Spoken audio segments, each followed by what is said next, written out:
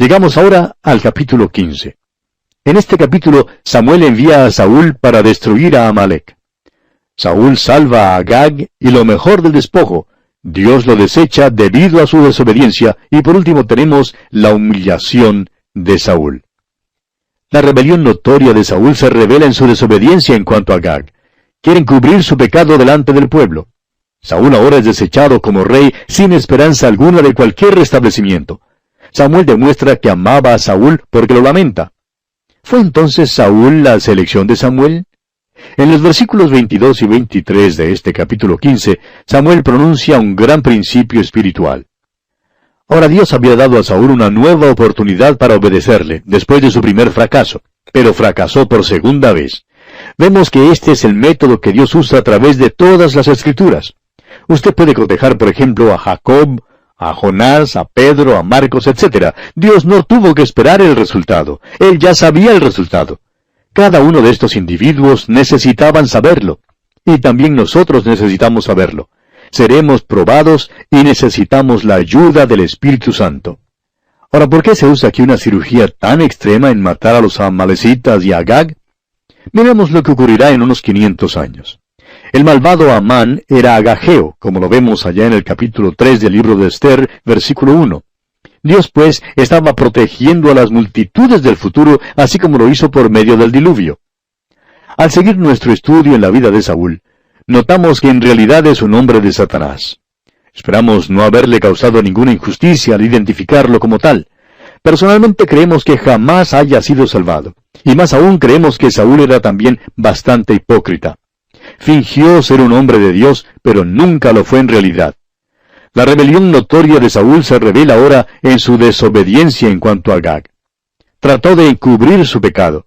Leamos pues los primeros 3 versículos de este capítulo 15 del primer libro de Samuel. Después Samuel dijo a Saúl: Jehová me envió a que te ungiese por rey sobre su pueblo Israel. Ahora pues, está atento a las palabras de Jehová. Así ha dicho Jehová de los ejércitos: Yo castigaré lo que hizo Amalec a Israel al oponérsele en el camino cuando subía de Egipto. Ve pues, y hiere a Amalec, y destruye todo lo que tiene, y no te apiades de él. Mata a hombres, mujeres, niños, y aun los de pecho, vacas, ovejas, camellos y asnos. Estas instrucciones pueden parecer extremas a los que no conocen la historia de Amalec. Pero si usted ha seguido esta historia en el Antiguo Testamento, amigo oyente, reconocerá que los amalecitas se oponían a Dios con una oposición total. Eran rebeldes contra Él. De modo que Dios dijo que los juzgaría debido a esa rebelión. El hecho es que si a esta gente se le hubiera permitido vivir, probablemente había causado en el futuro aún mayores dificultades que lo que nos es posible imaginar. Alguien dirá: ¿cómo puede usted saber eso? Bueno, lo sabemos porque nos daremos cuenta que Saúl salvó la vida a uno de estos, y cuando lleguemos al libro de Esther, veremos quién era.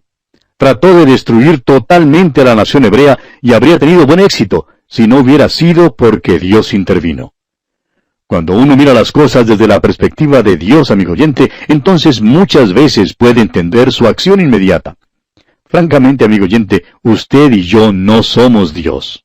Si fuéramos Dios, podríamos hacer las decisiones de Él, pero no nos es posible hacer esto. Bien, vamos a detenernos aquí por hoy porque nuestro tiempo ya ha concluido. Continuaremos Dios mediante en nuestro próximo programa y contamos desde ya con su siempre fiel sintonía. Mientras tanto, que Dios le bendiga ricamente. Continuamos hoy nuestro estudio en el capítulo 15 del primer libro de Samuel, leyendo los versículos 4 hasta el 6 de este capítulo 15 del primer libro de Samuel. Saúl pues convocó al pueblo y les pasó revista en Telaim, 200,000 de a pie y 10,000 hombres de Judá. Y viniendo Saúl a la ciudad de Amalec, puso emboscada en el valle. Y dijo Saúl a los ceneos: Idos, apartaos y salid de entre los de Amalec, para que no os destruya juntamente con ellos, porque vosotros mostrasteis misericordia a todos los hijos de Israel cuando subían de Egipto. Y se apartaron los ceneos de entre los hijos de Amalec. Vemos aquí que Saúl convocó al pueblo y los contó. Luego llegó a una ciudad de Amalec y les dijo a los ceneos que salieran de entre los amalecitas antes de que fueran destruidos. Este era un acto de misericordia que ninguna nación pagana habría practicado en aquel entonces. Ahora hasta aquí Saúl es obediente. Continuemos con los versículos 7 hasta el 9 de este capítulo 15 del primer libro de Samuel. Y Saúl derrotó a los amalecitas desde Avila hasta llegar a Shur, que está al oriente de Egipto. Y tomó vivo a Agag, rey de Amalec, pero a todo el pueblo mató a filo de espada. Y Saúl y el pueblo perdonaron a Agag, y a lo mejor de las ovejas y del ganado mayor, de los animales engordados, de los carneros y de todo lo bueno, y no lo quisieron destruir, mas todo lo que era vil y despreciable, destruyeron. Saúl casi cumple con la orden que Dios le había dado, pero creyó que era una lástima destruirlo todo, de modo que le salvó la vida a Agag, soberano de los amalecitas. Ahora Saúl no tenía más derecho de salvarlo a él que el que tenía de salvar al campesino más humilde entre los amalecitas. Esta nación estaba entregada completamente a la maldad, y el rey, más que todos los demás, debía ser matado y juzgado en aquel entonces. Saúl no tenía, pues, derecho alguno de salvar lo mejor del ganado. Parece que lanzó este ataque con el solo objetivo de obtener un gran botín y despojo, precisamente lo que Dios le había prohibido hacer. Los israelitas fueron el instrumento que Dios usó en esta ocasión para traer su juicio sobre los amalecitas. Continuemos ahora con los versículos 10 y 11 de este capítulo 15 del primer libro de Samuel. Y vino palabra de Jehová a Samuel diciendo, Me pesa haber puesto por rey a Saúl, porque se ha vuelto de en pos de mí, y no ha cumplido mis palabras. Y se apesadumbró Samuel, y clamó a Jehová toda aquella noche. No era solamente el pueblo el que había elegido a Saúl, sino Samuel también. Samuel amaba a Saúl y quería que saliera bien como rey. Él quizá quería que Saúl, aún más que David, tuviera buen éxito. Sin embargo, Dios ahora ha desechado a Saúl, y Samuel, quien es obediente a Dios, debe ejecutar las órdenes de Dios. Saúl ha sido desobediente, y el juicio entonces viene. Leamos los versículos 12 y 13 ahora.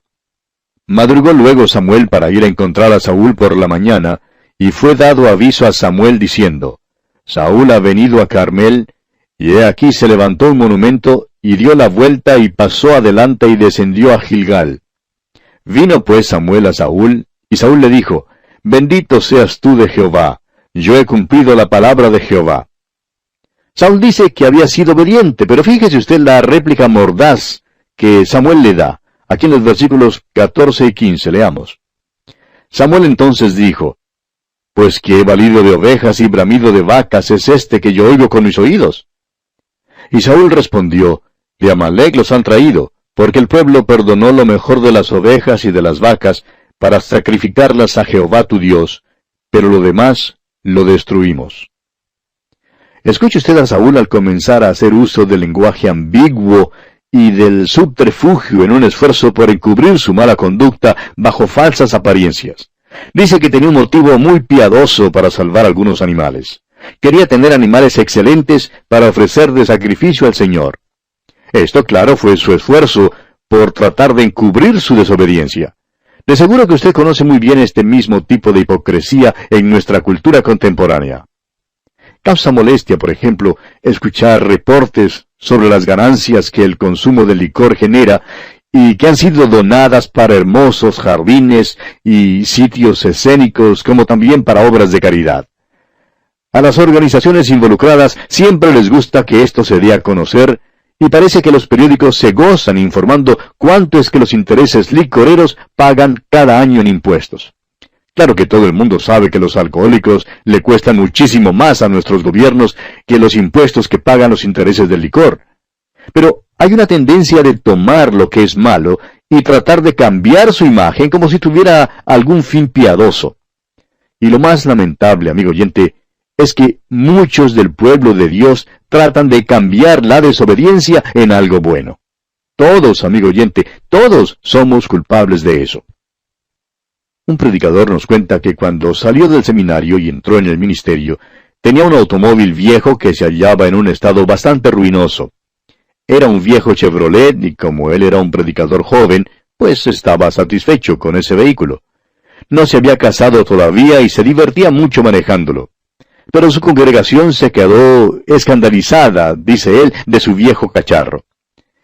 y el hecho es que creían que se trataba de algún tipo de broma. Luego cuenta él que conoció a una señorita y empezó a orar que el Señor le diera un nuevo carro. Este predicador le decía al Señor que necesitaba un nuevo carro para poder ser más eficaz en la visitación. Pero con toda franqueza, dice él, la visitación más eficaz realmente no figuraba en el asunto. Simplemente quería tener un carro nuevo para impresionar a esta señorita que había conocido. Es tan fácil, amigo oyente, para nosotros, siendo seres humanos, seamos creyentes o inconversos, hacer lo que hizo Saúl. Ahora, cuando su desobediencia se descubrió, note usted que trató de culpar al pueblo por lo que pasó. Dijo, mas el pueblo tomó del botín ovejas y vacas, las primicias del anatema. Pero la evidencia indicó que Saúl lo hizo también, y siendo que él era el rey, él fue el responsable. Samuel informa luego a Saúl lo que el Señor le ha dicho, y le dice que Dios le ha desechado como rey. Y fíjese usted lo que Saúl responde a Samuel aquí en los versículos 20 y 21. Y Saúl respondió a Samuel, antes bien he obedecido la voz de Jehová, y fui a la misión que Jehová me envió, y he traído a Agag, rey de Amalec, y he destruido a los amalecitas. Mas el pueblo tomó del botín ovejas y vacas, las primicias del anatema, para ofrecer sacrificios a Jehová tu Dios en Gilgal. Saúl aquí no solamente trata de culpar a otros, sino que ahora hasta dice que obedeció la voz del Señor. Ahora fíjese usted cuidadosamente en que él no dice mi Dios ni nuestro Dios, sino Jehová tu Dios en Gilgal. Salvó a Agag, pero culpa al pueblo de salvar las ovejas y las vacas. No está dispuesto, pues, a tomar ninguna responsabilidad, aunque quedó establecido sin duda alguna que él es el culpable. Y Samuel le dice aquí en los versículos 22 y 23, ¿se complace Jehová tanto en los holocaustos y víctimas, como en que se obedezca a las palabras de Jehová? Ciertamente el obedecer es mejor que los sacrificios, y el prestar atención que la grosura de los carneros. Porque como pecado de adivinación es la rebelión, y como ídolos e idolatría la obstinación. Por cuanto tú desechaste la palabra de Jehová, él también te ha desechado, para que no seas rey. Este es un pasaje muy interesante, amigo oyente. Aquí vemos cómo Saúl es desechado como rey debido a su rebelión y desobediencia a Dios. Este es un mensaje importante para cualquiera que sin serlo en realidad alega ser hijo de Dios. Hoy en día, amigo oyente, hay un peligro similar cuando entre nosotros parece que está de moda un acercamiento informal y amigable hacia el Señor Jesucristo. Por ejemplo, hay muchos coritos que se cantan que dicen algo así como Jesús es un amigo mío. Pero debemos tener mucho cuidado de no crear una impresión errónea de Jesucristo al presentar nuestra comunión con Él usando este tipo de expresiones. Cuando usted, amigo oyente, dice que Jesús es amigo suyo, ¿qué es lo que quiere decir? En realidad, usted le está rebajando a su propio nivel. Si yo dijera que el presidente de mi país, por ejemplo, es un amigo mío, estaría colocándole a mi propio nivel. Pero suponga usted que el presidente de mi país dijera por radio y televisión que yo soy su amigo. Eso me elevaría a su nivel. Cuando empezamos a hablar acerca de Jesús como nuestro amigo, lo hacemos descender a nuestro nivel. Por otra parte, tenemos esta declaración inequívoca del Señor Jesucristo allá en el Evangelio según San Juan, capítulo 15, versículo 14. Jesús dijo, vosotros sois mis amigos si hacéis lo que yo os mando. Amigo oyente, ¿es usted obediente a Jesús? ¿Cómo se atreve a llamarle entonces su amigo si no le está obedeciendo? Desobedecer a Dios es peor que la brujería, dice aquí. Es rebelión contra Dios. Hay tantos hoy en día que son como Saúl. Cuando uno se encuentra con alguien que es totalmente desobediente al Señor, debe concluir que tal persona no pertenece al Señor. Ahora, no estamos diciendo que las obras tienen algo que ver con la salvación. Estamos diciendo simplemente que si usted es, en realidad, hijo de Dios, y llega a conocerle mediante Jesucristo, le obedecerá. Él también dijo allá en el mismo Evangelio según San Juan, capítulo 14, versículo 15, si me amáis, guardad mis mandamientos. Creemos que si usted le dijera al Señor, no te amo, Él le diría, olvídate entonces de guardar mis mandamientos. Lo importante, amigo oyente, es estar correctamente relacionado con el Señor Jesucristo. Ser hijo de Dios es conocerle de una manera muy personal. Eso es lo que distingue al cristianismo de todas las demás religiones del mundo. Usted puede ser budista sin conocer a Buda. Puede ser seguidor de Confucio sin conocerle. Puede ser miembro de cualquier religión sin conocer su fundador. Pero usted, amigo oyente, no puede. Repito, no puede ser cristiano sin conocer de una manera personal al Señor Jesucristo. Conocerle es vida eterna. Volvamos ahora a este capítulo 15 del primer libro de Samuel y continuemos leyendo el versículo 24. Entonces Saúl dijo a Samuel: Yo he pecado, pues he quebrantado el mandamiento de Jehová y tus palabras, porque temí al pueblo y consentí a la voz de ellos. Perdona pues ahora mi pecado. Fíjese usted cómo Saúl admite aquí su rebelión, y los motivos que da por haber actuado así. Dice que tenía miedo al pueblo, y por tanto obedeció los deseos de ellos. Es decir, que Saúl quería agradar a todos. Y hoy en día, amigo oyente, hay muchos que son como Saúl. Hay muchos predicadores, inclusive, que tratan de agradar a todos. Hasta comprometen su mensaje porque quieren llevarse bien con todo el mundo. Permítanos decir, amigo oyente, que así también fue como Saúl abordó la situación. Ahora es verdad que Saúl confiesa que ha pecado, pero su contrición no es genuina. Y continúa hablando aquí en los versículos 25 al 29, y vuelve conmigo para que adore a Jehová. Y Samuel respondió a Saúl: No volveré contigo, porque desechaste la palabra de Jehová, y Jehová te ha desechado para que no seas rey sobre Israel. Y volviéndose Samuel para irse, él se asió de la punta de su manto, y éste se rasgó. Entonces Samuel le dijo: Jehová ha rasgado hoy de ti el reino de Israel, y lo ha dado a un prójimo tuyo mejor que tú. Además, el que es la gloria de Israel no mentirá ni se arrepentirá, porque no es hombre para que se arrepienta. Cuando las Escrituras dicen que Dios se arrepiente, amigo oyente, no quiere decir que se arrepiente como se arrepienten los hombres. Quiere decir que según nuestro punto de vista humano, parece que Dios se haya arrepentido. Dios hizo rey a Saúl y ahora le quita el reino debido a su pecado.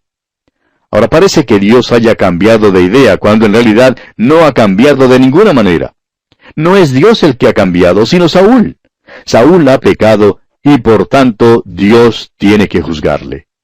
Y dice Saúl entonces aquí en el versículo 30 del capítulo 15 del primer libro de Samuel: Y él dijo: Yo he pecado, pero te ruego que me honres delante de los ancianos de mi pueblo y delante de Israel, y vuelvas conmigo para que adore a Jehová tu Dios.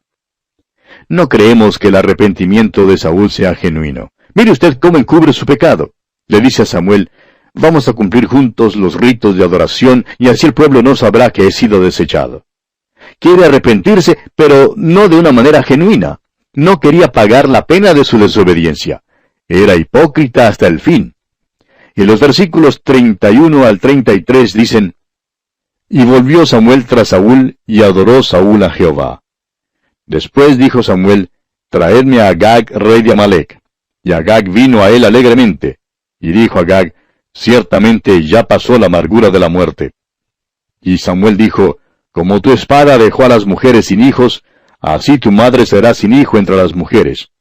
Entonces Samuel cortó en pedazos a Agag delante de Jehová en Gilgal. Y Samuel mató a Agag. Ahora, ¿por qué fue necesario el uso de esta cirugía extrema y matar a todos los amalecitas y a Agag? Amalec era hijo de Esaú. Los amalecitas pelearon contra los hijos de Israel cuando éstos trataban de entrar en la tierra prometida. Y Dios dijo que haría guerra contra Amalec de generación en generación y que por fin los juzgaría. Los amalecitas tuvieron como unos 500 años para cambiar su manera de ser. Pero ellos volvieron sus espaldas en definitiva contra Dios y por tanto Dios los juzgó. Ahora, ¿qué le parece a usted Agag? Era miembro de la familia real. 500 años después de los tiempos de Saúl, veremos la historia de un hombre llamado Amán, que también era agageo, como los veremos en el libro de Esther capítulo 3. Este hombre terrible tramó la destrucción de todos los judíos. Ahora, si Saúl hubiera obedecido a Dios, una gran multitud de israelitas habría sido salvada de mucho sufrimiento. Dios, amigo oyente, conoce lo que vendrá desde el principio y conoce lo mejor que debe hacerse en cualquier situación inmediata. Usted y yo no estamos en ninguna posición de darle sugerencias ni consejos a Dios. No estamos en ninguna posición de juzgar a Dios. Es Él quien nos juzga a nosotros. No olvidemos nunca, amigo oyente, que Dios es un Dios de juicio, que Él juzgará todo pecado y maldad. Y nos alegramos que sea Dios quien juzgará. Damos gracias a Dios que nadie puede obrar maldad impunemente. Puede haber aquellos, aun los que están en algún puesto de eminencia, que creen que no serán juzgados o condenados por su pecado e improbidad, homicidio y adulterio. Pero Dios los juzgará. Nadie se sale con el pecado y necesitamos dejar eso muy en claro. De modo que Samuel ejecutó aquí el juicio de Dios sobre este soberano vil y malo Agag.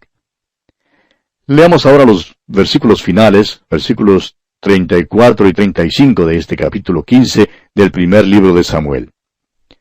Se fue luego Samuel a Ramá y Saúl subió a su casa en Gabaa de Saúl. Y nunca después vio Samuel a Saúl en toda su vida. Y Samuel lloraba a Saúl. Y Jehová se arrepentía de haber puesto a Saúl por rey sobre Israel. Claro que usted recordará que cuando la Biblia dice que Dios se arrepintió, quiere decir que sus acciones lucen como si hubiera cambiado de parecer. Pero la verdad es que Dios no ha cambiado de parecer. Dios siempre dijo que si Saúl no salía bien, lo quitaría. Saúl pecó, y por tanto, Dios lo quitó de su puesto como rey. Simplemente cumplió su palabra. Dios todavía aborrece el pecado y lo juzga. Saúl había sido la selección del pueblo y fracasó. Sin embargo, vemos aquí que Samuel lloraba por él. Creemos que Samuel amaba sinceramente a Saúl. Lo amaba muchísimo, muchísimo más que lo que amaba a David. Y no quería ver fracasar a este hombre. Es por eso que sus palabras a Saúl fueron tan duras y acérrimas. Procedían de una persona que le amaba. Además, estas palabras de Samuel también procedían del corazón de Dios. Amigo oyente, el amor de Dios no le disuadirá de juzgar a los pecadores. Él puede amarlos y todavía ejecutar su juicio. Recordemos que nuestro Dios es un Dios santo y justo, tanto como amante. Y bien, así concluimos nuestro estudio de este capítulo 15 del primer libro de Samuel.